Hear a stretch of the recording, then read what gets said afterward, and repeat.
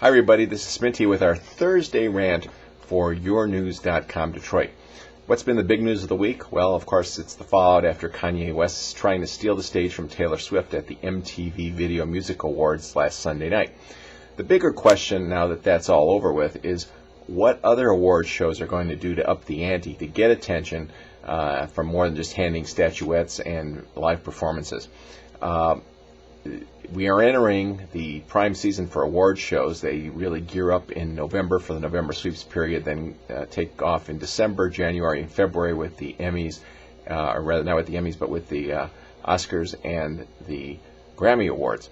Look for more and more events, real or staged, to try and spice up these awards presentations. The ratings for all of them have been flagging over the last few years, and it wouldn't be surprising if you'll see more events, real or staged, live, out of the ordinary things happening during the shows to try and bring back viewers. A couple of notes about radio. It's been a week since the ratings came out for August, and I hate to extrapolate anything big about August, which tends to be a sleepy summer month, but there are some interesting things worth noting. WRIF, for example, over the long term, were 10th among all listeners back in April with a 4.6. In August, they had risen to number 1 with a 6.1 rating. To jump in rank from 10 to 1 in such a short time is really noteworthy. WDVD continues to be a powerhouse in the age 25-54 bracket, one of the more successful stations over the last 3 years as they finally found an audience and have kept it. They have been no worse than third all year during the 25-54 age demographic, so terrific work for WDVD. Of course, the station to watch now is WYCD, the country station, which now has a monopoly now that 106.7 has dropped the format. They more than likely will be the first place station, perhaps as early as the September tote, although you really have to be careful. They need to pick up all 3 points that 106.7 had, and that would easily catapult them into first place.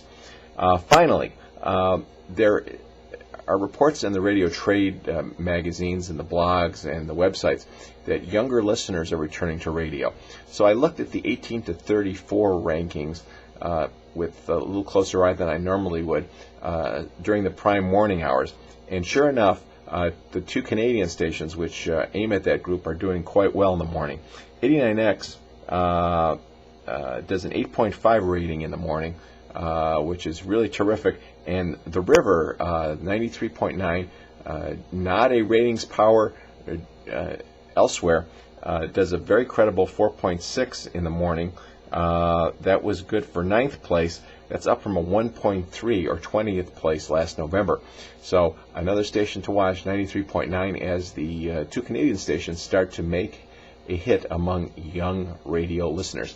That's all for today. This is Sminty for YourNews.com Detroit. Thanks for watching and listening.